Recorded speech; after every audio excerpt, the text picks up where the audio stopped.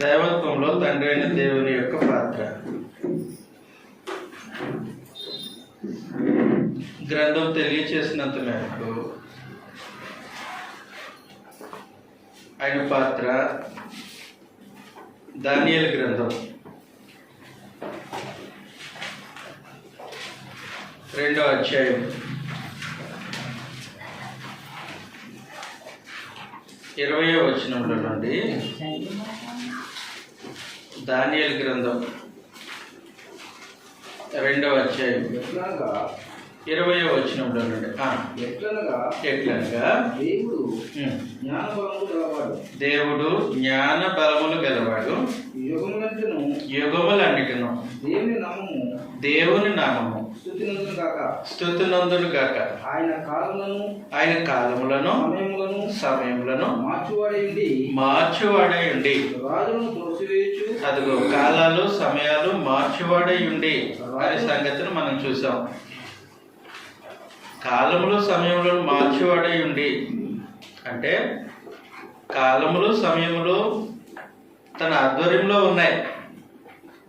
అందువలన ప్రత్యేకించి పరమందున దేవుడు ఇశ్రాయేలు ప్రజలకు తాను ప్రవచన వాక్యాలను పరిచయం చేసుకున్నప్పుడు ఆయన ఈ విధంగా అన్నారు: జరగబోయే సంగతులను, చాలా కాలం తర్వాత జరగబోయే సంగతులను నా వల్లే చెప్పేవాళ్ళు ఎవరున్నారు అని అడిగారు. యెషయా గ్రంథం 44వ అధ్యాయం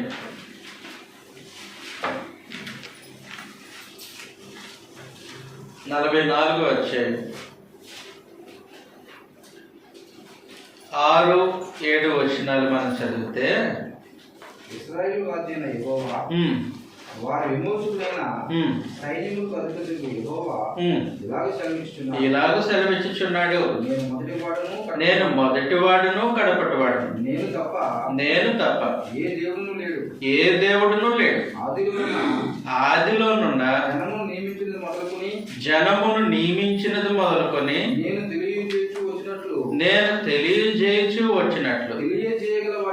తెలియజేయగలవాడెవడు? అట్టి వాడు ఎక్కడైనాను నాకు తెలియజెప్పలేను, ఆ సంగతి నాకు ప్రచురపవలను.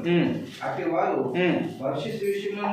భవిష్యత్ విషయములను రాబో సంగతులను తెలియజెప్పువాడే ఉండవలను. కాబట్టి కాలములను సమయములను తండ్రి తన స్వాధీనంలో ఉంచుకున్నారు కనుక ఆయన భవిష్యత్ సంగతులను రాబో వాటిని తెలియచెప్పగలిగేది ఆయన పాత్ర. ఆయన పాత్ర 46వ అధ్యాయం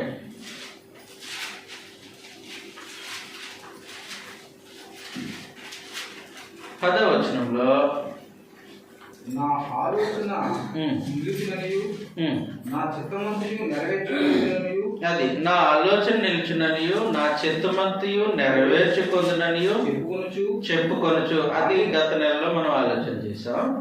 తర్వాత ఆది నుండి నేనే కలిగిన వాటిని మాత్రమే కాదు, కలుగబోవు వాటిని తెలియజేయుచున్నాను.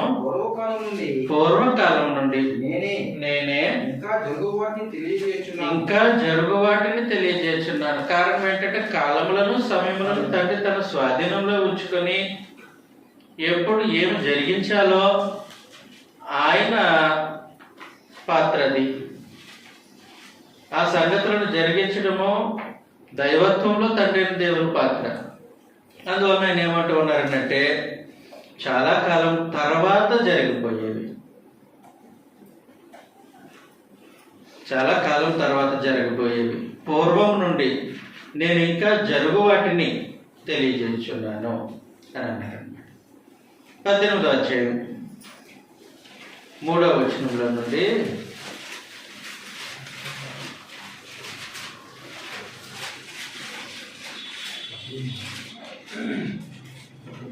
పర్వతముల మీద ఆ, ఒకడు ధ్వజమెత్తినప్పుడు ఉమ్. లోక నివసులైన మీరు 48 సార్. 48 43వ వచనంలో నుండి పూర్వమున జరిగిన సంగతులను నేను చాలా కాలం క్రిందట జరిగిన సంగతులను తెలియజేసింది. అది మాత్రమే కాకుండా జరగబోయే వాటిని కూడా తెలియజేసేవాడు. అది దైవత్వంలో తండ్రి అయిన దేవుని యొక్క పాత్ర. కాలములు సమయములు తన ఆధ్వర్యంలో ఉంచుకొని కాలం సమీపించినప్పుడు ఏ సంగతి ఏం జరగాలో ఉద్దేశించింది తండ్రి అయినటువంటి దేవుడు. ఓకే. దానియేలు గ్రంథం 2వ అధ్యాయం 20వ వచనాన్ని మరలా మనం చదివితే 22లో ఎట్లనగా దేవుడు జ్ఞానబలములు గలవాడు, యుగములన్నిటను దేవుని నామము స్తుతినందును గాక. యుగములన్నిటిను దేవుని నామము స్తుతినందును గాక. ఆయన కాలములను సమయములను మార్చువాడై ఉండి రాజులను త్రోసివేయచ్చు ఇంకా నియమించుచు ఆయన రాజులను త్రోసివేయచ్చు నియమించుచు ఉండేవాడు. ఆయన రాజులను త్రోసివేసేది నియమించేది ఆ దైవత్వంలో తండ్రి అయినటువంటి దేవుని యొక్క పాత్ర. దైవత్వంలో తండ్రి అయిన దేవుని యొక్క పాత్ర. అందువల్ల ఏం జరిగిందని అంటే మనం ఉదయకాలం మాట్లాడినట్టు గ్రంథంలో పరిశీలించినట్టు ఆదాముకు అధికారం ఇచ్చింది దేవుడే. తాను చేసినటువంటి సృష్టి అంతటి మీద ఆదామును ఏలికగా నియమించింది దేవుడే. రెండో సంగతి, ఇశ్రాయేలు కోరిక మేరకు సౌలును రాజుగా నియమించింది ఆయనే, రాజుగా త్రోసివేసింది కూడా ఆయనే. కాబట్టి రెండు సంగతులను చూస్తాం. మొదటి సమూయేలు గ్రంథం 10వ అధ్యాయం 1వ వచనంలో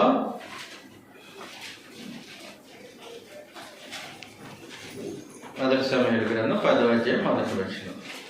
అప్పుడు సమూయేలు తైలము గుడ్డి పట్టుకొని సౌలు తల మీద తైలము పోసి అతనిని ముద్దు పెట్టుకొని, యెహోవా నిన్ను అభిషేకించి తన స్వాస్థ్యం మీద అధిపతిగా నియమించి ఉన్నాడు అని చెప్పి ఇలాగూ సెలవిచ్చాను.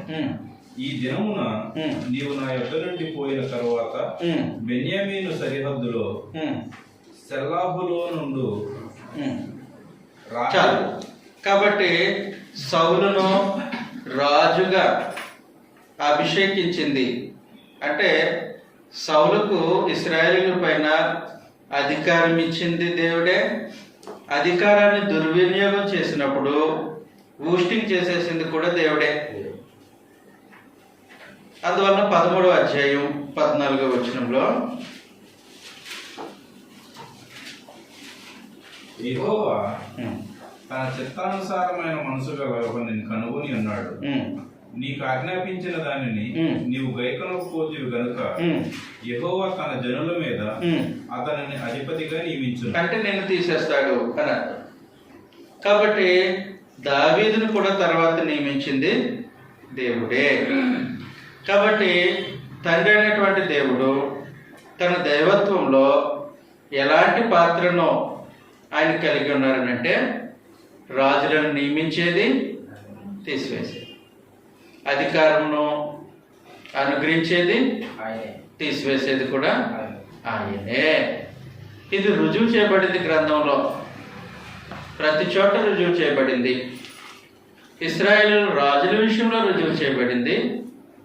కేవలం ఇశ్రాయేలు రాజులు మాత్రమే కాదు, అసలు నిబంధన ప్రజలు కానీ అన్య దేశస్తుల రాజుల విషయంలో కూడా రుజువు చేయబడింది.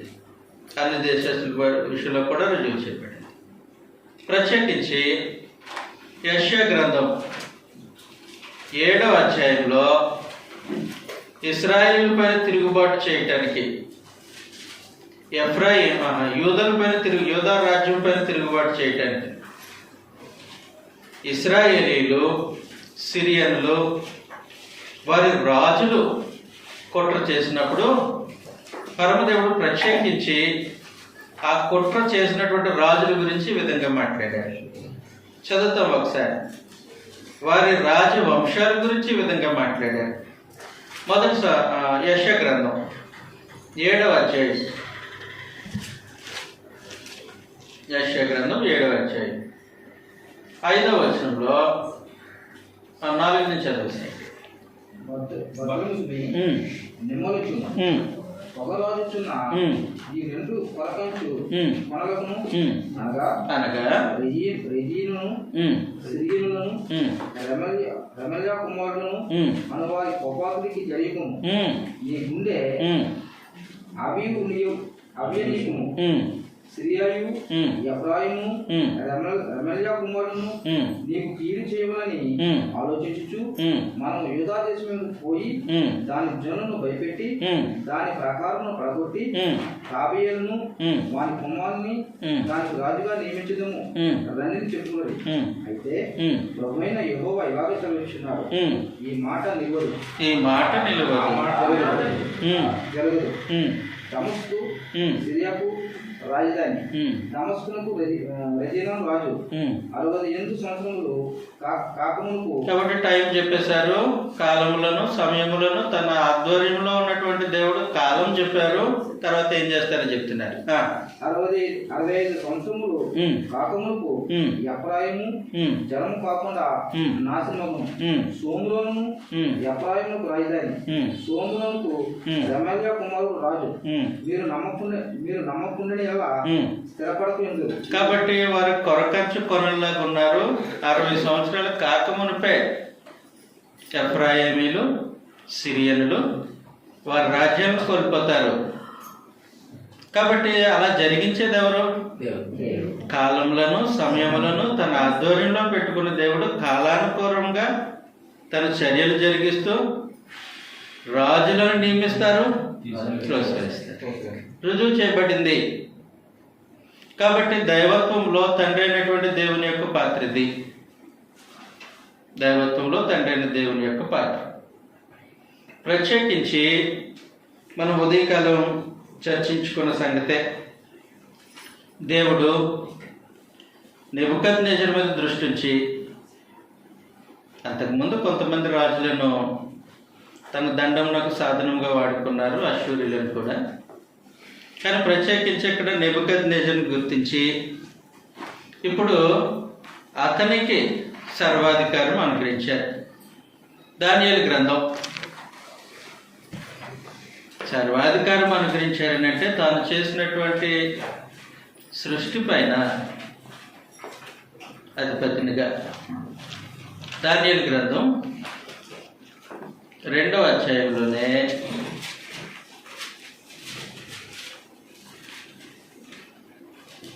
36వ వచనంలో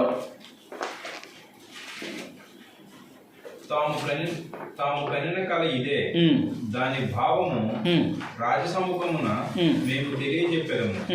రాజా పరలోకమందున్న దేవుడు రాజ్యమును అధికారమును బలమును ఘనతయు తమరికి అనుగ్రహించి ఉన్నాడు. తమరు రాజులకు రాజై ఉన్నారు. ఆయన మనుషులు నివసించు ప్రతి స్థలమందును. కాబట్టి మనుషులు నివసించే ప్రతి స్థలమందును, మనుషులనేమి భూజంతువులనేమి ఆకాశ పక్షులనేమి అన్నిటినీ ఆయన తమరి చేతికి అప్పగించి ఉన్నారు.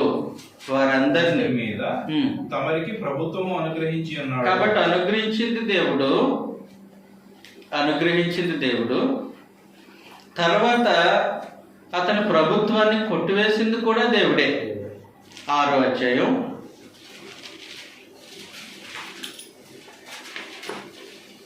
6వ అధ్యాయం. తన కుమారుడు నెబుకద్నెజరు కుమారుడు బెల్షస్సరు అతడు రాజుగా ఉన్నప్పుడు జరిగిన సంగతి.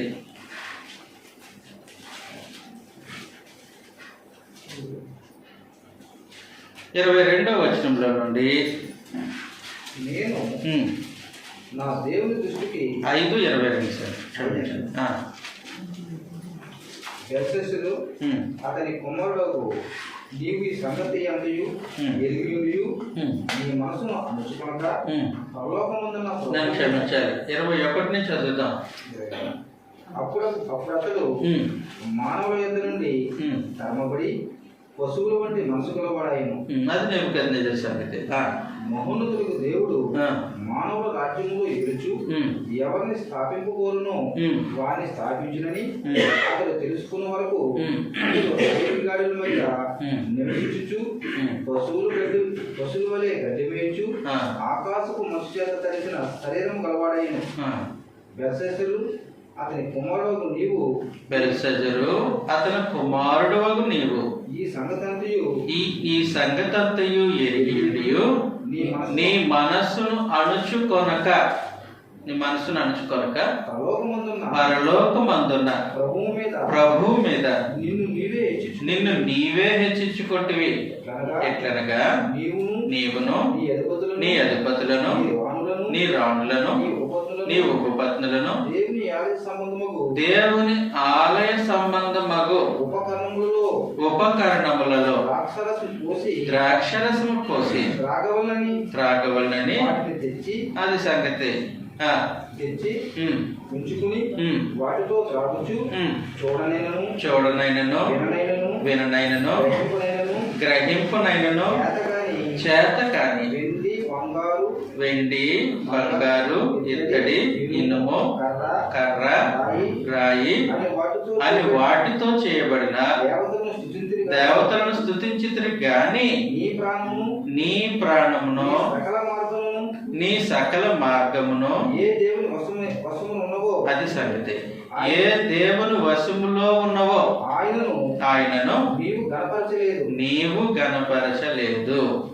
కావున ఆయన ఎదుటి నుండి కాబట్టి ఏం రాసింది అంటే రాసింది నిన్ను దేవుడు మినే అని అంటే నీ ప్రభుత్వం లెక్క చూశాను. టెకెల్ అని అంటే నిన్ను త్రాసులో చూశాను, నువ్వు త్రాసులో తక్కువగా ఉన్నావు. పేరేస్ అంటే నీ రాజ్యం నీ యొద్ద నుండి విభాగింపబడి మాదీలకును పారసీలకును ఇవ్వను. కాబట్టి రాజులను నియమించేది త్రోసివేసేది ఆయనే. కాబట్టి దైవత్వంలో అధికారాన్ని అనుగ్రహించేది లేదంటే అధికారాన్ని తీసివేసేది తండ్రి అయిన దేవుని పాత్ర. అందువల్ల ఏం చేశారనంటే ప్రభువైన యేసు ఆయన జగత్తు పునాది వేయబడక మునుపు ఆయన పాత్ర మనుషులను విమోచించడం, మనుషుల కొరకు తను అర్పణగాను బలిగాను అర్పించుకోవడం, వారి కొరకు శిలువ మరణం పొందడం. ఇది జగత్తు పునాది వేయబడక మునుపు ప్రభువైన యేసు దైవత్వంలో ఆయన కలిగి ఉన్నటువంటి పాత్రలో ఒకటి.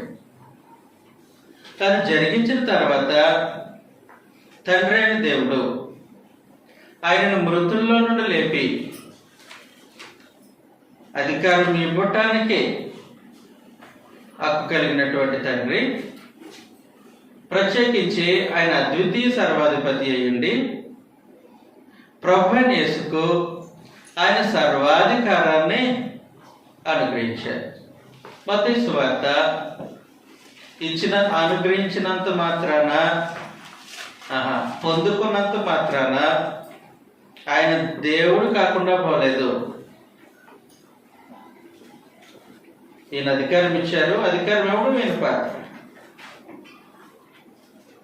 దానిని అందుకొని దేవుడు కుడిపార్శ్వమున ఆశీనుడై సమస్తాన్ని ఏలుబడి చేయడం క్రీస్తు ప్రభు అర్థమవుతుంది కదా. కాబట్టి దైవత్వం యొక్క సర్వసంపూర్ణత కలిగినటువంటి ప్రభువైన యేసు ఆయన శరీరాన్ని ధరించుకొని భూమి మీదకి వచ్చారు. దైవత్వం కలిగిన సర్వసంపూర్ణత కలిగిన ప్రభువైన యేసు తన శరీరంలో ఆయన చనిపోయారు, పునరుత్థానం లేచారు. అలాంటి దైవత్వం యొక్క సర్వసంపూర్ణత కలిగిన ప్రభువైన యేసుకు అధికారం అనుగ్రహించడం ఈయన పాత్ర, తీసుకోవడం ఆయన. అందువల్ల ఏం జరిగిందనంటే మత్తయి సువార్త 28వ అధ్యాయం 18వ వచనంలో అయితే యేసు వారి యొద్దకు వచ్చి పరలోకమందును భూమి మీదను నాకు సర్వాధికారము ఇయ్యబడి ఉన్నది. ఇచ్చే అధికారం ఎవరికి ఉంది? ప్రాణం పెట్టే అధికారం ఎవరికి ఉంది?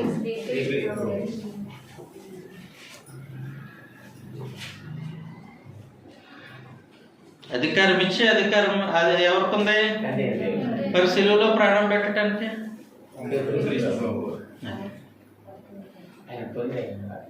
అది అర్థమవుతుంది కదా. కాబట్టి దైవత్వంలో తండ్రి అనేటువంటి దేవుని పాత్ర ఆయన అధికారాన్ని అనుగ్రహించడం. అందువల్ల తండ్రి అయినటువంటి దేవుడు ఏం చేశారనంటే తన సొంతమైనటువంటి అధికారాన్ని ప్రభువైన యేసుకు అనుగ్రహించారు. ఆయన పరలోకమందు భూమి మీద మృతుల లోకమందు కూడా సర్వాధికారాన్ని తండ్రి అయినటువంటి దేవుడు క్రీస్తు ప్రభువుకు అనుగ్రహించారు. కాబట్టి దైవత్వంలో క్రీస్తు ప్రభు యొక్క తండ్రి అయినటువంటి దేవుని యొక్క పాత్రది. ఆయన అధికారం తీసుకున్నంత మాత్రాన ఆయన దైవము కాకపోలేదు. ఆయన దైవం కాకపోలేదు. దైవత్వం యొక్క సర్వసంపూర్ణత కలిగిన వాడు, దేవుని యొద్ద దేవుడై ఉన్నవారు. ఆ దేవుని పాత్ర వేరే, ఈ దేవుని పాత్ర వేరే. తండ్రి అయినటువంటి దేవుని యొక్క పాత్ర దేవుని యొక్క సంకల్పంలో దైవత్వంలో ప్రత్యేకించి మనం ఉదయకాలం నుంచి మాట్లాడుకుంటాం. అందువల్ల ఇబ్బంది పడిన అవసరం లేదు, కష్టపడిన అవసరం లేదు. గ్రంథంలో స్పష్టంగా ఉంది. అధికారం అనుగ్రహించేది ఎవరి పాత్ర? అంతే సార్. నిజమేనా? రుజువులైనా ఉన్నాయా? ఉన్నాయి. మొదటి నుంచి అధికారం అనుగ్రహించేది ఆయనేనా? కాబట్టి ఆయన పాత్ర ఆయన నిర్వర్తిస్తూ ఉన్నారు. మానవ విమోచనలో ప్రభువైన యేసు తన పాత్ర నిర్వర్తిస్తూ ఉన్నారు. అంతేకాదు, దేవుని చిత్త ప్రకారము మానవ విమోచనలో పరిశుద్ధాత్మ కూడా తన పాత్ర నిర్వర్తిస్తూ ఉన్నారు. ఇబ్బంది ఏమీ లేదు. కాబట్టి దైవత్వము తండ్రి అయినటువంటి దేవుని యొక్క దైవత్వంలో ఆయన పాత్ర ఇది. అధికారం అనుగ్రహించడం. ఓకే, తర్వాత ఈ సంగతిని మనం చూద్దాం. పేతురు రాసినటువంటి మొదటి పత్రిక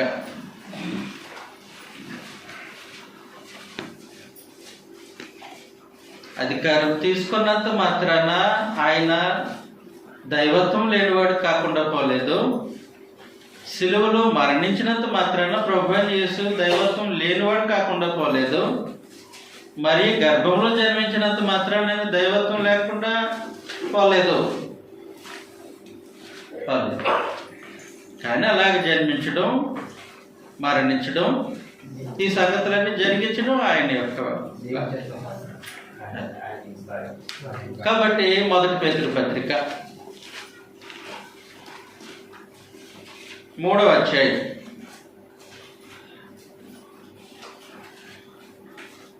22వ వచనంలో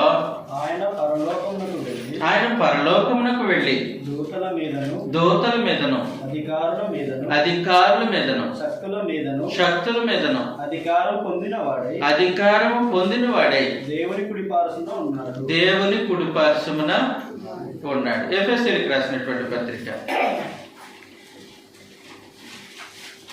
1వ అధ్యాయం 20వ వచనంలో ఆయన ఆ బలాతిశయము చేత క్రీస్తును మృతులలో నుండి లేపి సమస్తమైన ఆధిపత్యము కంటే అదిగోండి, తండ్రి అయినటువంటి దేవుడు తన బలాతిశయము చేత క్రీస్తును మృతులలో నుండి లేపి సమస్తమైన ఆధిపత్యము కంటే సమస్తమైన ఆధిపత్యము కంటేను అధికారం కంటేను అధికారము కంటేను శక్తి కంటేను శక్తి కంటేను ప్రభుత్వము కంటేను ప్రభుత్వము కంటేను ఈ యుగమునందు మాత్రమే గాక ఈ యుగమందు మాత్రమే కాక రాబో యుగమునందును రాబో యుగమందును పేరు పొందిన ప్రతి నామము కంటేను ఎంతో హెచ్చుగా పరలోకమందు ఆయనను తన కుడి పార్శ్వమున కూర్చుండబెట్టుకున్నది ఎవరు? తండ్రి అయిన దేవుడు. కాబట్టి దైవత్వంలో తండ్రి అయినటువంటి దేవుని యొక్క పాత్రది. దేవుని యొక్క పాత్ర ఒక ప్రాముఖ్యమైనటువంటి సంగతి ఏంటంటే, ప్రభువైన యేసు శిలువలో రక్తం కార్చారు. ఆయన రక్తం ఎలాంటి రక్తం? సరే, శిలువలో రక్తాన్ని కార్చింది ఎవరు? క్రీస్తు ప్రభు.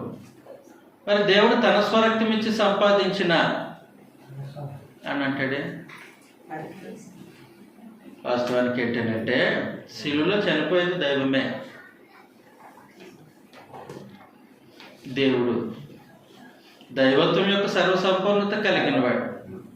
మరి ఆయన రక్తమే రక్తమై ఉంటుంది. కాబట్టి దేవుడు తన స్వరక్తం ఇచ్చి సంపాదించిన, కాబట్టి దైవత్వం యొక్క సర్వసంపూర్ణత కలిగిన క్రీస్తు ప్రభు పాత్రది శిలువలో రక్తం కాచడం. దైవత్వం యొక్క సర్వసంపూర్ణత కలిగి దైవత్వం కలిగినటువంటి తండ్రి అయినటువంటి దేవుని యొక్క పాత్రలు ఇవి. అయితే ఒక సంగతి, ఇవన్నీ ఎవరి కోసం? నీ కోసం, నా కోసం కదా. అది మనం చూడాల్సిన సంగతి. దేవుడు మనల్ని ఎంతగా ప్రేమిస్తున్నారా? దైవత్వం కలిగిన వారు మనుషులను ఇంతగా ప్రేమిస్తున్నారా? మనం ఏ రోజైనా మన బ్రతుకులు వారిని గౌరవించామా? లేదు, అవమానించాము. చివరికి వారు మన పట్ల చేస్తున్నటువంటి విమోచన కార్యక్రమాన్నైనా నిదానించి చూసి జరిగించినటువంటి కార్యక్రమానికి కృతజ్ఞత హృదయంలో కలుగుతుందా? లేదు, లేదు. ఇంత విమోచన కార్యక్రమాన్ని జరిగించడానికి దేవుని యొద్ద దేవుడై ఉండి తను తగ్గించుకొని మన కోసం శిలువ మరణాన్ని పొందిన, అవమానకరమైనటువంటి మరణాన్ని పొందిన క్రీస్తు ప్రభుని కనీసం ఆయన దైవత్వాన్ని ఉన్నదే, నువ్వు కొత్తగా పుట్టించవసరం లేదు, కలపవసరం లేదు. వాస్తవానికి ఆయన ఏమై ఉన్నారో ఆయనగా కూడా చూడడం చేత కాకపోతే ఇంకెందుకు బ్రతుకులు, దౌర్భాగ్య బ్రతుకులు, ఇంకెందుకండి? పెద్ద ఎత్తర్లు ఏం కాదు, మహా అయితే 6 అడుగులు ఉంటాం, అంతకంటే పెద్ద రూపాయలు ఏం కాదు మనకి. ఇంత చిన్న చిన్న మనుషుల కోసము పరలోకమందున దేవుడు ఇంత గొప్ప కార్యాలు జరిగించడానికి వచ్చాడనంటే, తల తీసుకెళ్ళి ఆయన పాదాల దగ్గర పెట్టకుండా ఆయన దైవత్వాన్ని అవమానించే కార్యక్రమాల, ఆయన దైవతత్వాన్ని నిందించే పరిస్థితులా? జాగ్రత్తగా ఆలోచన చేయాల్సిన సంగతి ఉంది. వారు తమ మనలను విమోచించడానికి వారు నిర్వర్తించినటువంటి కార్యక్రమాలు నిర్వర్తిస్తూ ఉన్నారు.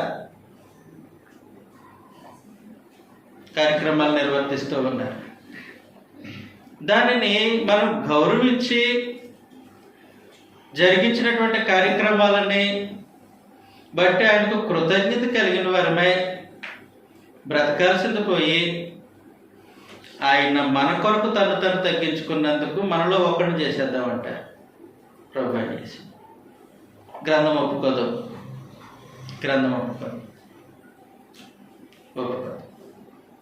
అంత మాత్రమే కాదు, మన నిమిత్తము తండ్రి అయినటువంటి దేవుడు ప్రభు యేసు విషయంలో ఇలాంటి సంకల్పం చేసినందుకు తండ్రి అయినటువంటి దేవుని యొక్క ప్రేమను అర్థం చేసుకోకుండా మనుషులు తిరుగుబాటు చేస్తాం. కాబట్టి జాగ్రత్తగా ఆలోచన చేయాలి. లోకం ఆలోచన చేసినా ఆలోచన చేయకపోయినా క్రీస్తు ప్రభు సంఘం ప్రత్యేకించి తండ్రి అయినటువంటి దేవుని గురించి, దైవత్వమును గురించి సంపూర్ణంగా జ్ఞానం కలిగి ఉండాలి. యెషయా గ్రంథం 11వ అధ్యాయంలో, యెషయా గ్రంథం 11వ అధ్యాయం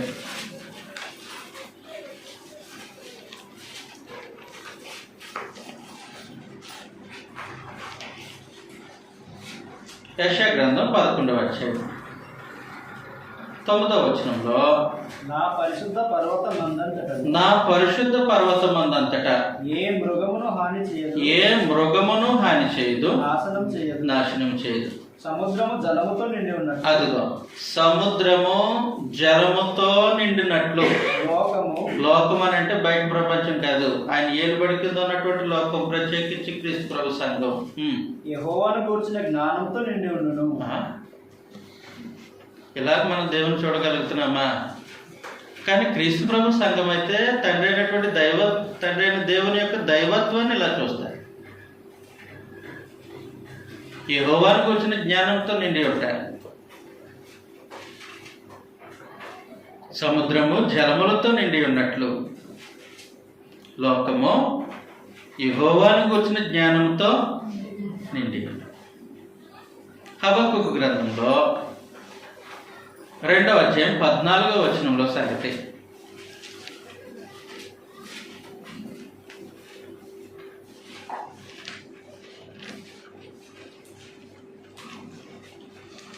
రెండవ అధ్యాయము 14వ వచనంలో ప్రత్యేకించి, ఏలయనగా సముద్రము జలములతో నిండి ఉన్నట్టు భూమి యెహోవా మహాత్మ్యమును గూర్చిన జ్ఞానముతో నిండి ఉండును. అది సంగతి. కాబట్టి ఆయన జరిగించే కార్యక్రమాలు, యెహోవా మహత్యం అంటే ఏంటండి? యెహోవా మహత్యం అంటే ఏంటి? దైవత్వంలో ఆయన జరిగించిన కార్యక్రమాలు, ఆయన పాత్ర ఏంటో, ఆయన మహత్యములను గూర్చిన జ్ఞానముతో నిండి. కాబట్టి సంగతి అలాగుంది. అందువలన చెప్పండి, దైవత్వంలో తండ్రి అయినటువంటి దేవుని యొక్క పాత్ర ఏంటి? నెంబర్ 1, ఈరోజు మనం మాట్లాడుకున్నది సృష్టికర్తగా ఆరాధనను కోరుకున్నాడు ఆయన. 2,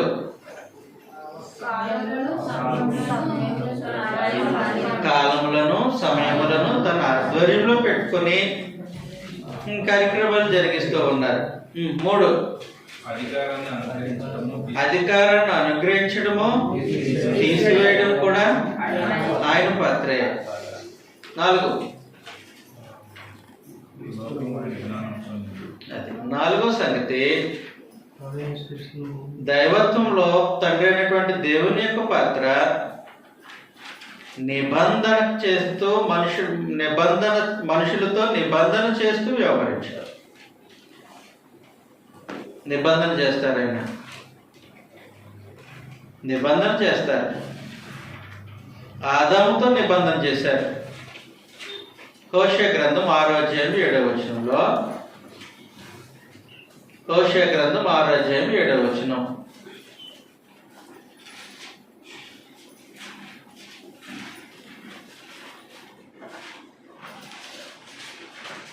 హోషేయ గ్రంథం 6వ అధ్యాయం 7వ వచనంలో, నిబంధన మీరినట్లు ఎవరెవరితో నిబంధన చేశారు?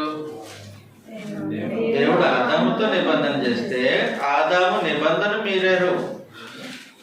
కాబట్టి నిబంధన చేస్తారు. నిబంధన చేసే పాత్ర తండ్రి అయినటువంటి దేవునిది. మనుషులతో నిబంధన చేస్తారు. ఆయన నిబంధన లేకుండా ఆయన మనుషులతో వ్యవహరించరు. అందువలన ఆదాముతో నిబంధన చేశారు, నోవాహుతో నిబంధన చేశారు, అబ్రహాముతో నిబంధన చేశారు. చదివేసేద్దాం ఒకసారి లేకుంటే. ఆదికాండము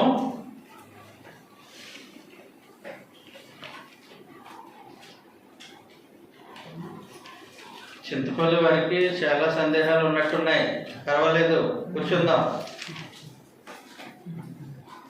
6వ అధ్యాయం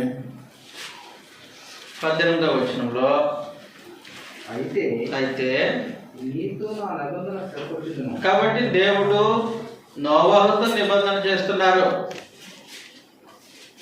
నీవును నీతో కూడా నీ కుమారులను నీ భార్యయు నీ కోడలను ఆ ఓడలో ప్రవేశించకూడను. చాలు. కాబట్టి దేవుడు ఆదాముతో నిబంధన చేశాడు. ఆదికాండం 17వ అధ్యాయం 9వ వచనంలో,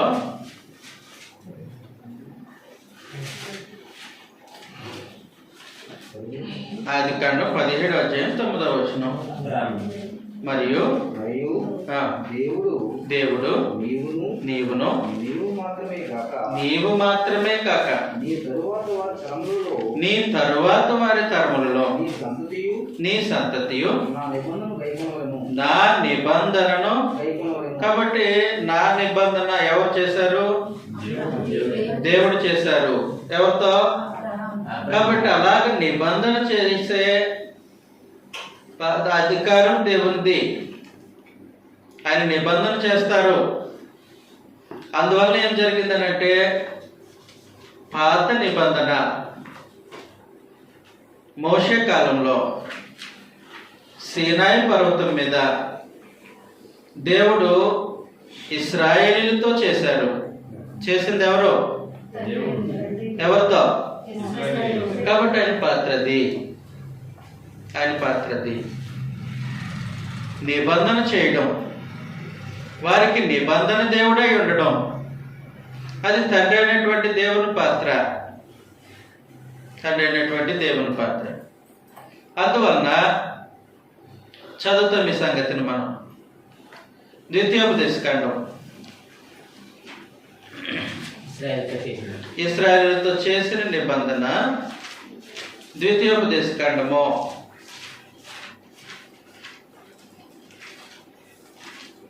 5వ అధ్యాయం 3వ వచనంలో, యెహోవా మన పితరులతో కాదు, అంటే అబ్రహాము, ఇస్సాకు, యాకోబులతో కాదు ఈ చేసిన నిబంధన. నేడు ఇక్కడ సజీవులమై ఉన్న మనతోనే ఈ నిబంధన చేసెను. సజీవులమైనటువంటి వారితో దేవుడు నిబంధన చేశారు. ఎలాంటి నిబంధన అది? 20వ అధ్యాయం 1వ వచనం. 20వ అధ్యాయం 1వ వచనం. నీవు నీ శత్రువులతో యుద్ధముకు పోయి. నిర్గమకాండం 20.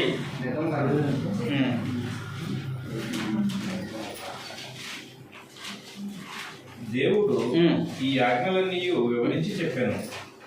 నీ దేవుడైన యెహోవాను నేనే దాసుల గృహమైన ఐగుప్తు దేశంలో నుండి నిన్ను వెలుపలకు రప్పించి తిని, నేను తప్ప వేరొక దేవుడు నీకు ఉండకూడదు.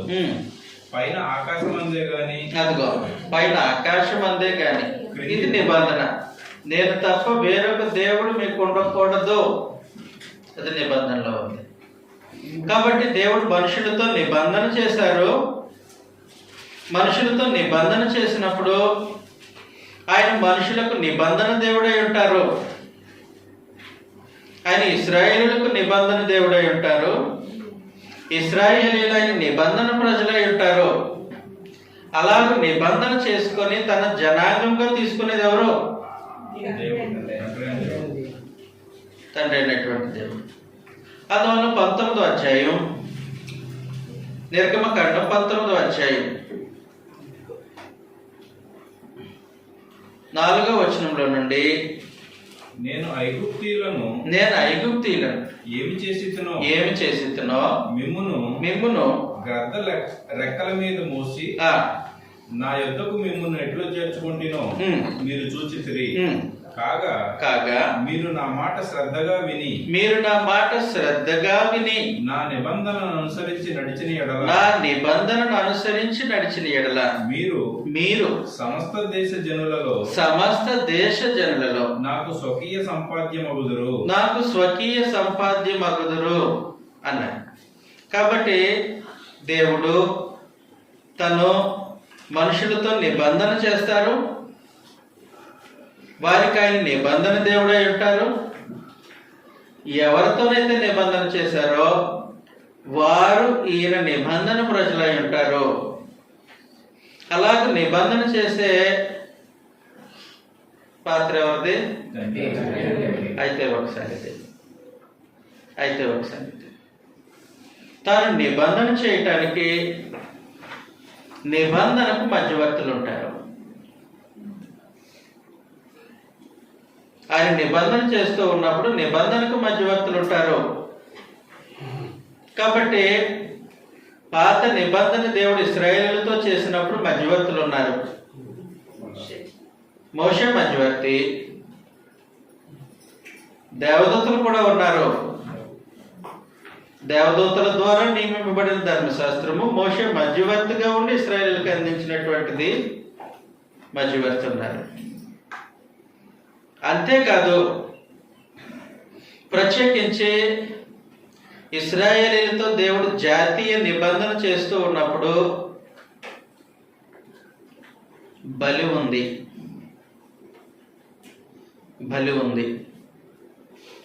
చదువుతాం. నిర్గమకాండం 24వ అధ్యాయం 6వ వచనంలో నుండి అప్పుడు మోషే వాటి రక్తంలో సగం తీసుకుని పళ్ళెములో పోసి ఆ రక్తంలో సగము బలిపీఠము మీద ప్రోక్షించెను. అతడు నిబంధన గ్రంథమును తీసుకుని ప్రజలకు వినిపింపగా వారు యెహోవా చెప్పినవన్నీ చేయుచు. కాబట్టి నిబంధన అలా జరిగింది. దేవుడు ఇదిగో కండిషన్స్ పెట్టారు, మేము వాటిని చేస్తాం. అప్పుడు ఇరువురికి మధ్యలో నిబంధన జరిగింది. ప్రత్యేకించి దేవుడు ఇశ్రాయేలు ప్రజలతో నిబంధన చేశారు. ఇశ్రాయేలు ప్రజలు దేవుని నిబంధనలోని ప్రవేశించారు. ఇలాగ నిబంధన జరుగుతూ ఉన్నప్పుడు బలి అర్పణ జరిగింది. అంతేకాదు, ఈ నిబంధన స్థిరపరచడానికి ఒక కార్యక్రమం కూడా జరిగింది. చదువుతాం, చదవండి సార్. తరువాత మోషే, అహరోను, నాదాబు, అబీహు ఇశ్రాయేలు పెద్దల్లో 70 మంది ఎక్కిపోయి ఇశ్రాయేలు దేవుని చూసిరి. చాలు, కాదు ముందు వచ్చినాం. ఇదిగో ఈ సంగతులన్నిటినీ 7వ వచనం చదవండి. అతడు నిబంధన గ్రంథమును తీసుకుని ప్రజలకు వినిపింపగా వారు యెహోవా చెప్పినవన్నీ చేయుచు విధేయులమై ఉండుమన్నది. అక్కడ ఆపాను నేను. తర్వాత వచనం చదవాలంటే 8వ వచనం చదవాలి. మీరు 9కి వెళ్ళిపోయారు. అప్పుడు మోషే రక్తం తీసుకొని ప్రజల మీద ప్రోక్షించి ఇదిగో ఈ సంగతులన్నిటి విషయమై యెహోవా మీతో చేసిన నిబంధన రక్తము ఇదే. కాబట్టి నిబంధన దేవుడు ఇశ్రాయేలుతో నిబంధన చేసినప్పుడు మధ్యలో బలి అర్పణ, అంతేకాదు నిబంధన రక్తం ఉన్నాయండి. నిబంధన రక్తము జ్ఞాపకం పెట్టుకోండి. నిబంధన రక్తం జ్ఞాపకం పెట్టుకోండి. దైవత్వంలో తండ్రి అయినటువంటి దేవుని యొక్క పాత్ర నిబంధన చేయడం. దైవత్వంలో ప్రభువైన యేసు యొక్క పాత్ర ప్రత్యేకించి నిబంధన విషయంలో మత్తయి సువార్త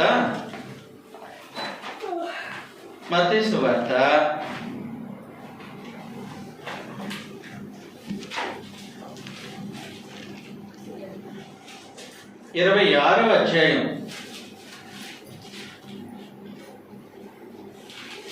26వ వచనంలో నుండి వారు భోజనం చేయుచుండగా ఆ, యేసు ఒక రొట్టెను పట్టుకొని ఆ, దానిని ఆశీర్వదించి ఉమ్, విరిచి ఉమ్, తన శిష్యులకు ఇచ్చి ఉమ్, మీరు తీసుకొని తినుడి, ఉమ్, ఇది నా శరీరం అని చెప్పాను. ఉమ్, మరియు ఉమ్, ఆయన గిన్నె పట్టుకొని ఉమ్, కృతజ్ఞతాస్తుతులు చెల్లించి ఉమ్, వారికి ఇచ్చి ఉమ్, దీనిలోది మీరందరూ త్రాగుడి, ఉమ్, ఇది నా రక్తము, ఉమ్, అనగా ఉమ్. పాపక్షమాపణ నిమిత్తం పాప క్షమాపణ నిమిత్తము అనేకుల కొరకు చిందించబడుచున్న ఎక్కడ సిలువలో చిందించబడుతున్న నిబంధన రక్తము. కాబట్టి దైవత్వంలో తండ్రి అయినటువంటి దేవుని పాత్ర నిబంధన చేయడం అయితే ప్రభువైన యేసు యొక్క పాత్ర నిబంధన రక్తాన్ని చిందించడం.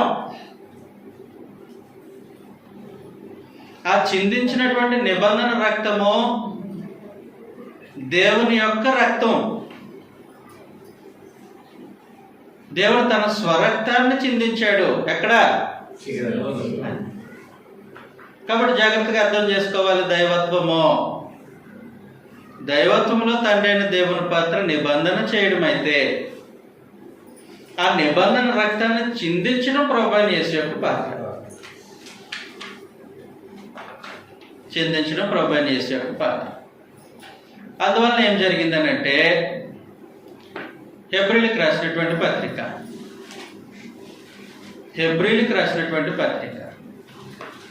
నిబంధన దేవుడు ఇశ్రాయేలుతో నిబంధన చేసినప్పుడు నిబంధన రక్తము ద్వారా నిబంధన చేసినట్లు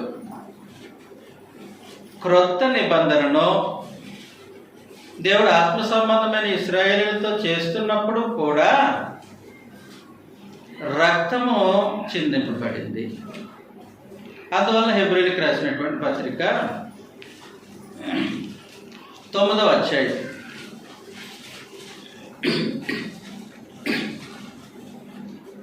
హెబ్రీలకు రాసినటువంటి పత్రిక 9వ అధ్యాయం చదివేసేద్దాం. 14 నుంచి. నిత్యుడగు ఆత్మ ద్వారా తను తాను దేవునికి నిర్దోషిగా అర్పించుకొనిన క్రీస్తు యొక్క రక్తము నిర్జీవ క్రియలను విడిచి జీవము గల దేవుని సేవించుటకు మీ మనస్సాక్షిని ఎంతో ఎక్కువగా శుద్ధి చేయును. ఈ హేతువు చేత ఎవరి రక్తం? క్రీస్తు ప్రభు యొక్క రక్తం. ఈ హేతువు చేత మొదటి నిబంధన కాలంలో జరిగిన అపరాధముల నుండి విమోచనము కలుగుటకై ఆయన మరణము పొందినందున చదవాలి సార్. పిలువబడిన మీరు నిత్యమైన స్వాస్థ్యమును గుర్చిన వాగ్దానమును పొంది నిమిత్తము ఆయన క్రొత్త నిబంధనకు మధ్యవర్తి ఉన్నాడు. కాబట్టి మోషే పాత నిబంధనకు మధ్యవర్తి అయితే ఈయన క్రొత్త నిబంధనకు మధ్యవర్తి. నిబంధన దేవుడు ఉన్నారు. దైవత్వంలో నిబంధన చేయడం ఆయన పాత్ర. మధ్యవర్తిని బట్టి నిబంధన చేశారు ఆయన క్రీస్తు ప్రభు. అంతేకాదు నిబంధనకి రక్తం అవసరం. చదువుతాం తర్వాత వచనంలో. మరణ శాసనం ఎక్కడుండునో అక్కడ మరణ శాసనము రాసిన వారి మరణము ఆవశ్యకము. ఆ శాసనము రాసిన వాడు మరణము పొందితేనే అది చెల్లును. అది వ్రాసిన వాడు జీవించుచుండగా అది ఎప్పుడైనాను చెల్లునా? ఇందుచేత జాగ్రత్తగా చూడండి. ఇందుచేత మొదటి నిబంధన కూడా, అంటే రెండవ నిబంధన గురించి కూడా ఆలోచన చేయాలి. మొదటి నిబంధన కూడా రక్తము లేకుండా ప్రతిష్ఠింపబడలేదు. మొదటి నిబంధన రక్తం లేకుండా ప్రతిష్ఠింపబడలేదు. అది మనం చూసాం. కాబట్టి మోషే ఒక గొర్రెపిల్లను వధించి తన రక్తం తీసుకొని సేవా పాత్రలన్నిటి మీద చల్లి ఆయన ఏమన్నారనంటే ఇది నిబంధన రక్తము అని అన్నారు. అంటే మొదటి నిబంధన రక్తం లేకుండా ప్రతిష్ఠింపబడలేదు. మొదటి నిబంధన కూడా రక్తం లేకుండా ప్రతిష్ఠింపబడలేదంటే మరి రెండో నిబంధన ఎలా జరుగుంటది? రెండో నిబంధన ఎలా జరిగింది? ఎవరు రక్తం? క్రీస్తు అదే నా నిబంధన రక్తం అనేక పాప క్షమాపణ కొరకు చిందింపబడుచున్న నిబంధన రక్తం. అందువలన నిబంధన చేయడము దైవత్వంలో తండ్రి అయినటువంటి దేవుని పాత్ర, నిబంధనకు మధ్యవర్తిగా ఉండి నిబంధన రక్తాన్ని చెందించడం దైవత్వంలో క్రీస్తు ప్రభు యొక్క పాత్ర. దైవత్వంలో క్రీస్తు ప్రభు యొక్క పాత్ర. దైవత్వం కలిగిన క్రీస్తు ప్రభు యొక్క పాత్ర రక్తం చెందించడం. దైవత్వంలో క్రీస్తు తండ్రి అయినటువంటి దైవత్వం కలిగిన తండ్రి అయిన దేవుని యొక్క పాత్ర క్రీస్తు ప్రభు రక్తంతో నిబంధన చేయడం. అది సంగతి. కాబట్టి పనుల వ్యత్యాసం, స్వభావం ఒక్కటే. స్వభావం ఒక్కటే. కాబట్టి దైవత్వంలో అసంగతులు. దైవత్వంలో అసంగతులు. ఇబ్బందిగా ఉందా? ఇబ్బంది ఉంటే పడండి, నాకు సంబంధం లేదు. ఇంటికి వెళ్ళి మళ్ళీ చదువుకోండి. తప్పేమన్నా చెప్తే మాట్లాడకండి. అది మనం ఎప్పుడు ప్రస్తావించట్లేదు సార్. అంటే మరణ శాసనము రాసినవాడు మరణించకుండా అనేది క్రీస్తు ప్రభు యొక్క మరణంతో నిబంధన చేయడం జరుగుతుంది. తండ్రి అయిన దేవుడు పాపక్షమాపణ క్రీస్తు ప్రభు యొక్క రక్తంతో జరుగుతుంది. కాబట్టి ఆయన చనిపోకుండా ఇవేమి జరగవు, అమల్లోనికి రావు. క్రొత్త నిబంధన కానీ రక్తంతో ప్రోక్షించడం కానీ ఇవేమి రావు. దాన్ని అక్కడ ప్రస్తావించారనమాట. ఓకే, మరణ శాసనం రాసిన వాడు మరణించకపోతే చల్లదు. ఎలాగో అలాగే క్రీస్తు ప్రభు యొక్క మరణంతో ముడిపడిన సంగతులన్నీ జరగాలనంటే ఆయన మరణించకుండా జరగదు. ఓకేనండి. కాబట్టి ఆయన మధ్యవర్తి అయి ఉన్నాడు. రైట్, ఎక్కడి వరకు వచ్చాం? క్రీస్తు ప్రభు యొక్క రక్తం.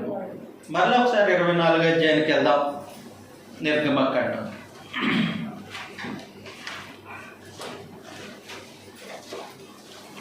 నిర్గమకాండం 24వ అధ్యాయం 6వ వచనంలో నుండి. అప్పుడు మోషే వాటి రక్తములో సగము తీసుకొని పళ్ళెములో పోసి ఆ రక్తములో సగము బలిపీఠం మీద ప్రోక్షించెను. అతడు నిబంధన గ్రంథమును తీసుకొని ప్రజలకు వినిపింపగా వారు యెహోవా చెప్పినవన్నీ చేయుచు విధేయులమై ఇందుమనిరి. అప్పుడు మోషే రక్తమును తీసుకొని ప్రజల మీద ప్రోక్షించి, మొదట ప్రజల మీద ప్రోక్షించారు. ఇదిగో ఈ సంగతులన్నింటికి విషయమై యెహోవా మీతో చేసిన నిబంధన రక్తము ఇదే అని చెప్పారు. ఆ తరువాత మోషే అహరోనును నాదాబును అబీహును ఇశ్రాయేలీయుల పెద్దలలో 70 మంది ఎక్కిపోయి ఇశ్రాయేలు దేవుడిని చూసి, కాబట్టి గుడారం మీద, ప్రజల మీద, సేవా పాత్రలన్నిటి మీద ప్రోక్షించారు. సంగతి ఏం జరిగిందనంటే 9వ అధ్యాయం హెబ్రీయులకు రాసిన పత్రిక. అక్కడ జరిగినటువంటి సన్నివేశాన్ని పరిశుద్ధాత్మ ఇలా కామెంట్ చేశారు.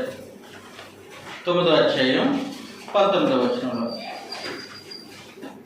18 నుంచి చదువుతామండి. హెబ్రీ పత్రిక 9:18.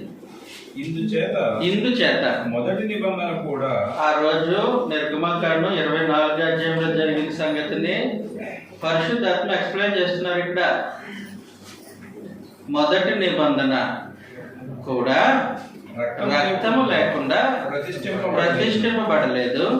ధర్మశాస్త్ర ప్రకారం మోషే ప్రతి ఆజ్ఞను ప్రజలతో చెప్పిన తర్వాత ఆయన నీళ్లతోనూ రక్తవర్ణములు గల గొర్రెబొచ్చుతోనూ హిస్సోపుతోనూ కోడెల యొక్కయు మేకల యొక్కయు రక్తమును తీసుకుని దేవుడు మీ కొరకు విధించిన నిబంధన రక్తం ఇదే అని నిబంధన రక్తం ఇదే అని చెప్పాడు. ఆ రోజు చెప్పుచు గ్రంథము మీదను ప్రజలందరి మీదను ప్రోక్షించెను.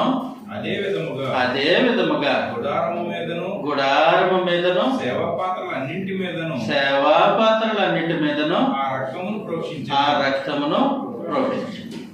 కాబట్టి దైవత్వంలో నిబంధన చేసే దేవుడు, నిబంధనకు మధ్యవర్తి అయినటువంటి క్రీస్తు ప్రభు, నిబంధన రక్తాన్ని చిందించడానికి క్రీస్తు ప్రభు ఉన్నారు. కాబట్టి ఆయన రక్తాన్ని చిందించారు. చిందించిన తర్వాత మోషే కాలంలో, మొదటి నిబంధన కాలంలో ఎలాగ ప్రతిష్ఠింపబడింది అని అంటే, నిబంధన రక్తం తీసుకొని ప్రజల మీద, గ్రంథముల మీద, తర్వాత గుడారం మీద, సేవా పాత్రలన్నిటి మీద ప్రోక్షింపబడింది. అదే విధముగా దైవికమైనటువంటి రక్తము, క్రీస్తు ప్రభు యొక్క రక్తము నిబంధన చేసేటప్పుడు ఆయన రక్తము ఆయన సేవార్థమైనటువంటి పాత్రల మీద ప్రోక్షింపబడింది. సేవార్థమైన పాత్రల మీద ప్రోక్షింపబడింది. మొదటగా ఆయన సేవార్థమైనటువంటి పాత్ర హృదయం. హెబ్రీయులకు రాసిన పత్రిక 10వ అధ్యాయం 22వ వచనంలో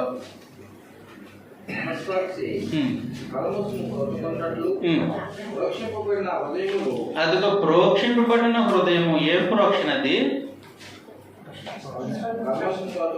ఏ ప్రోక్షణ? రక్త ప్రోక్షణ. ఎవరు రక్తం?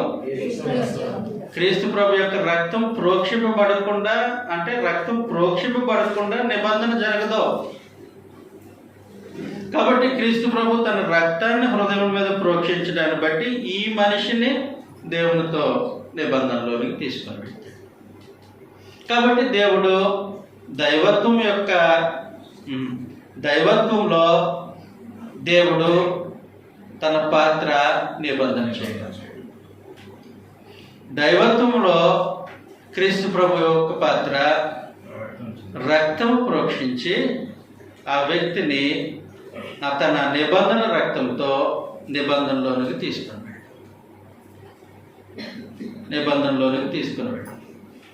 కాబట్టి ఇలాంటి సంగతి ఉంది. అందువలన ఇప్పుడు చెప్పాలి, మీరు ఖచ్చితంగా మీరే చెప్పాలి. క్రొత్త నిబంధన అంటే ఏంటి?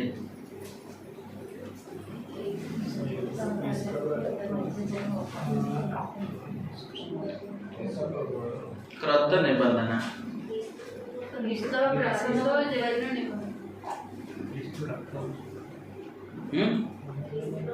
క్రొత్త నిబంధన చేసే నిబంధన కరెక్ట్. అసలు నిబంధన ఏంటి? దేవుడు చేసిన క్రొత్త నిబంధన ఏంటి?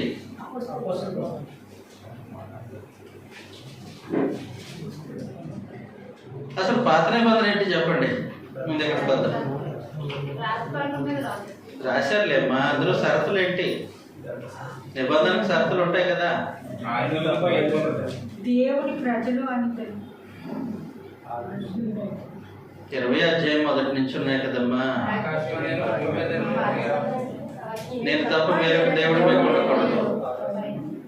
ఇవన్నీ క్రొత్త నిబంధనలో ఉన్నటువంటి సాగ. పాత నిబంధన మరి క్రొత్త నిబంధన ఏంటి? క్రొత్త నిబంధన హెబ్రీయులకు రాసిన పత్రిక. ఇది వచ్చిన సంగతే. ఎందుకు అసలు ఫాలో అవ్వట్లేదు నన్ను అనుకున్నాను. ఇది సంగతే. బైబిల్ చదవడం మానేశారు. హెబ్రీయులకు రాసిన పత్రిక 8వ అధ్యాయం 10వ వచనంలో చదువుతాం. ఆ దినములైన తర్వాత ఇశ్రాయేలు ఇంటి వారితో నేను చేయబో నిబంధన ఏదనగా వారి మనసులో ఏ నిబంధన చేస్తారంటే క్రొత్త నిబంధన చేస్తారు. ఆ నిబంధనలో ఏమున్నాయి సంగతులు? వారి మనసులో నా ధర్మ విధులను ఉంచదను. కాబట్టి రాతి పలకల మీద కాదు, డైరెక్ట్ మనసులోనే ఉంచుతారు. వారి హృదయముల మీద వాటిని వ్రాయదను. కాబట్టి ప్రోక్షించారు కాబట్టి హృదయాన్ని ఆ హృదయం మీద రాస్తారు. కాబట్టి ముందేం జరిగిందనంటే రాసేసి ఆ గ్రంథం మీద ప్రోక్షణ జరిగింది. ఇప్పుడు క్రొత్త నిబంధనలో ప్రోక్షించిన తర్వాత రాసే కార్యక్రమం హృదయం మీద. నేను వారికి దేవుడిని అది సంగతే. రెండో సంగతి ఏంటంటే నేను వారికి దేవుడినై ఉంటాను. అది క్రొత్త నిబంధనలో విశేషమైనటువంటి సంగతి. కాబట్టి నేను ఎవరితో నిబంధన చేస్తాను? వారికి నేను దేవుడినై ఉంటాను. వారు నాకు ప్రజలు. ఒక్క నిమిషం. వారికి నేను దేవుడినై ఉంటాను. నిబంధన ఎలా చేస్తారు? రక్తముతో నిబంధన చేస్తారు. ఎవరు రక్తంతో? క్రీస్తు ప్రభు రక్తంతో నిబంధన చేస్తారు. ఏమై ఉండటానికి నిబంధన చేస్తారు? వారికి దేవుడినై ఉండటానికి నిబంధన చేస్తారు. కాబట్టి దైవత్వములో తండ్రి అయినటువంటి దేవుని పాత్ర నిబంధన చేసి వారికి నిబంధన దేవుడై ఉండడం. ప్రభువైన యేసు యొక్క పాత్ర ప్రత్యేకించి నిబంధన విషయంలో తన రక్తము చిందించి తన రక్తము ద్వారా నిబంధన చేయించు. రక్తం ద్వారా నిబంధన చేయించు. కాబట్టి రక్తము చిందించినటువంటి ఆయన నిబంధన దేవుడై ఉంటారా? రక్తము ద్వారా నిబంధన చేసుకున్న ఆయన నిబంధన దేవుడై ఉంటాడా?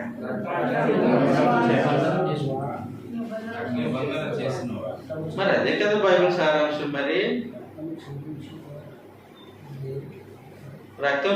రక్తంతో నిబంధన చేసింది ఆయన. ఎవరో? తండ్రి. ఏమని నిబంధన చేశారు? క్రొత్త నిబంధన. యేసు ప్రభు రక్తాన్ని బట్టి నేను వారికి దేవుడినై ఉంటాను, వారి నా ప్రజలు. నేను వారికి దేవుడినై ఉంటాను, వారు నాకు ప్రజలు. కాబట్టి నిబంధన చేసిన వారు దేవుడు. మరి మీతో ఎవరు చేశారు నిబంధన? దైవత్వంలో ఎవరు చేశారు మీతో నిబంధన? మరి యేసు ప్రభుతో చేసేది కదా, ద్వారా చేశారు. మరి అప్పుడు మీ దేవుడు ఏమై ఉంటారు? నేను మీకు దేవుడినై ఉంటానని మీతో చెప్పింది ఎవరు?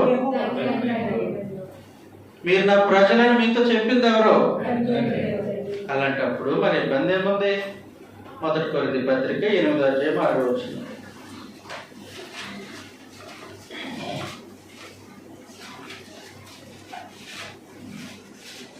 1 కొరింథీ పత్రిక 8:6. ఆకాశమందైనను భూమి మీదైనను దేవతలు అనబడినవి ఉన్నను మనకంటే నిబంధన ప్రజలకు ఒక్కడే దేవుడు ఉన్నాడు, తండ్రి. అది సంగతి. చాలు సార్. కాబట్టి నిబంధన ప్రజలకు ఆయన దేవుడు. నిబంధన చేసింది ఆయన. క్రీస్తు ప్రభు యొక్క రక్తంతో నిబంధన చేసింది ఆయన. కాబట్టి దైవత్వంలో ఎవరు పాత్ర ఏంటో తెలిస్తే ఆయన మన నిబంధన దేవుడు, ఈయన నిబంధనకు మధ్యవర్తి. ఆయన నిబంధన చేసిన వారు, దేవుడై ఉండటానికి నిబంధన చేసిన వారు, ఆయనను మనము దేవుడిగా కలిగి ఉండటానికి ప్రాణం పెట్టింది ఈయన. ప్రభువైన యేసు ప్రాణం పెట్టారు. కాబట్టి దైవత్వంలో తండ్రి అయిన దేవుని యొక్క పాత్రది. దైవత్వంలో తండ్రి అయిన దేవుని యొక్క పాత్ర. మరి దైవత్వంలో క్రీస్తు ప్రభు యొక్క పాత్ర వేరే ఉంటాయి. తండ్రి అయిన దేవుడు ఈ సంగతులను జరిగించిన, ప్రభువైన యేసు ఈ సంగతులను జరిగించిన, పరిశుద్ధాత్మ మరికొంత సంగతులు జరిగించిన మన కోసమే, మన విమోచన కొరకు, మన నిత్య రక్షణ కొరకు, మన నిత్య రక్షణ కొరకే. అందువల్ల జాగ్రత్తగా సంగతులను పరిశీలించాల్సిన అవసరం ఉంటుంది. ఇలాగ దేవుని యొక్క దేవత్వంలో తండ్రి అయిన దేవుని యొక్క పాత్రలు అనేకములు ఉంటాయి.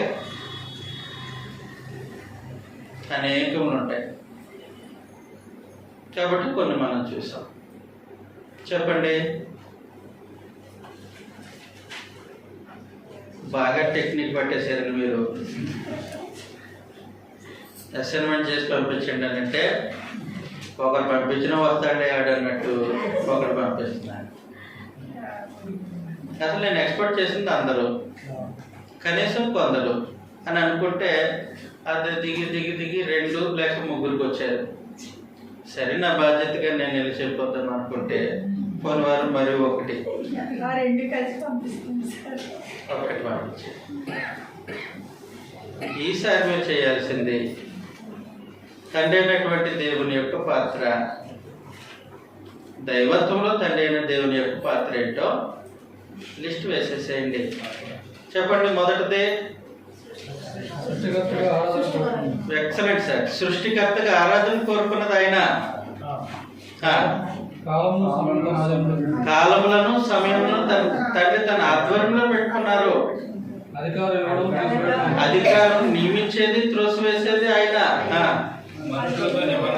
మనుషులతో నిబంధన చేసి నిబంధన దేవుడిగా ఉండేది ఆయన. నిబంధన దేవుడిగా ఉండేది ఆయన. కాబట్టి మనకు ఒక్కడే దేవుడు ఉన్నాడు. ఇది సంగతి. మనతో క్రీస్తు ప్రభు యొక్క రక్తం ద్వారా నిబంధన చేసింది ఒక్కరే, కనీసం 2 లేరు. ఓకే. కాబట్టి పోయిన నెలలో తన చిత్తాన్ని నెరవేర్చుకునే దేవుడు దైవత్వంలో ఆయన పాత్ర. అది తన సంకల్పం చేయడం ఆయన పాత్ర. చేసిన సంకల్పాన్ని బట్టి సంగతులను జరిగించడం. ఓకే. కాబట్టి ఇలాంటి విషయాలు ఉన్నాయి. తండ్రి దేవుని యొక్క దైవత్వంలో ఆయన పాత్రలు ఈ రోజుతో ముగించేశారు. ఉన్నాయి కానీ ఇక చెప్పను. దేవుని చేతి మీదే మళ్ళా కలుసుకున్నప్పుడు దైవత్వంలో క్రీస్తు ప్రభు యొక్క పాత్ర వరుసగా ఆలోచన చేశారు. ప్రార్థన చేయండి నా కోసం, నేను కూడా మీకోసం ప్రార్థన చేస్తాను.